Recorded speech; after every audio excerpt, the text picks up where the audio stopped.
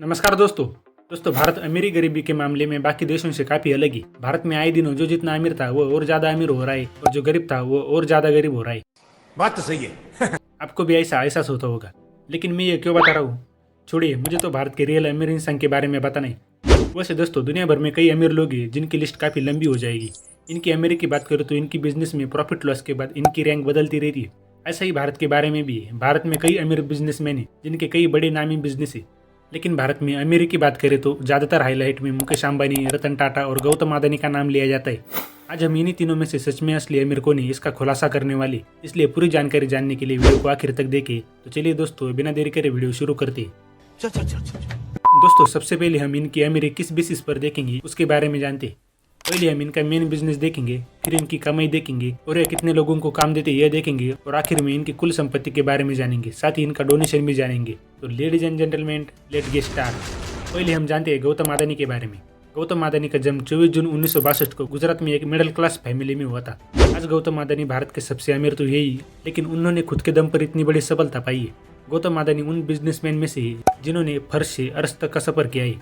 Adani group की शुरुआत 1988 में हुई थी और आज अदानी के बिजनेस में port management, electric power generation and transmission, renewable energy, mining, airport operation, natural gas, food processing और इंफ्रास्ट्रक्चर इतने बिजनेस शामिल है। अभी के लिए गौतम अदानी की कुल संपत्ति $5,500 करोड़ है, लेकिन सितंबर 2022 में जब ये दुनिया के दूसरे सबसे अमीर व्यक्ति थे तब इनकी संपत्ति $154 बिलियन थी, मतलब 15,400 करोड़ थी।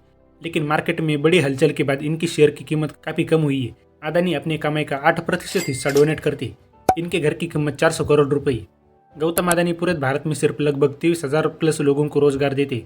एक समय तक अदानी अमीर लोगों की लिस्ट में नहीं थे, लेकिन पिछले कुछ ही सालों में इनके बिजनेस में ऐसी रफ्तार पकड़ी कि वो कुछ ही दिनों में दुनिया के सबसे अमीर व्यक्तियों में से एक बन गए थे और आशिया के लीडिंग बिजनेसमैन में से एक बन गई।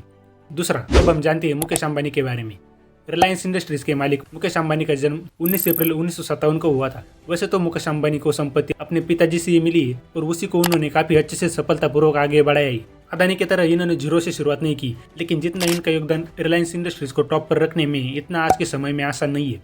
मुकेश अंबानी के पिता धीरूभाई अंबानी, जिन्होंने 1958 में रिलायंस इंडस्ट्रीज की शुरुआत की थी, और आज बंटवारे के बाद बड़े बेटे मुकेश अंबानी ने उनके बिजनेस को काफी अच्छे से संभाला है। आज Mukesh Ambani Reliance industries limited, Reliance retail limited, Reliance Jio Infocomm limited, network 18, Reliance industries infrastructure limited, Reliance petroleum, Reliance entertainment, Reliance life science, Reliance communication in जैसे बड़े बड़े सेक्टर के मालिक है।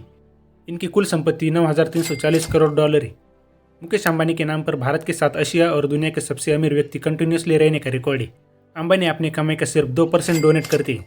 मुकेश अंबानी का मुंबई में एंटिलिया नाम के बंगले की कीमत लगभग 15,000 करोड़ रुपए है। मुकेश अंबानी अपने सभी बिजनेस में से लगभग 3.5 लाख लोगों को रोजगार देते, जो कि अदानी के 23,000 से कई गुना ज्यादा है। अभी के समय में मुकेश अंबानी भारत और एशिया के सबसे अमीर व्यक्ति है और दुनिया के 9वें अमीर व्यक्ति है। अब हम सबके पसंदीदा रतन टाटा सर के बारे में जानते हैं। रतन टाटा का जन्म 28 दिसंबर 1937 में हुआ था।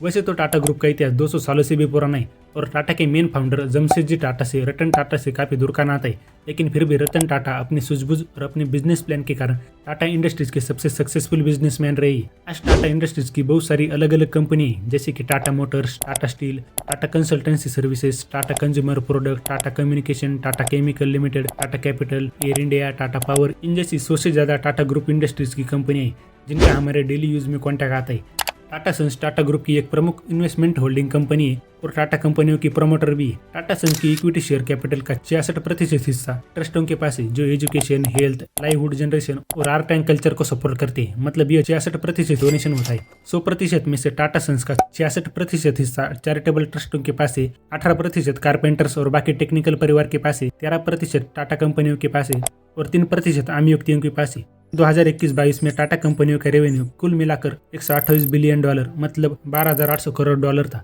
इंडियन रुपीज में 9.6 ट्रिलियन था। मतलब ये अंबानी के नेटवर्क से कई बड़ा आंकड़ा है।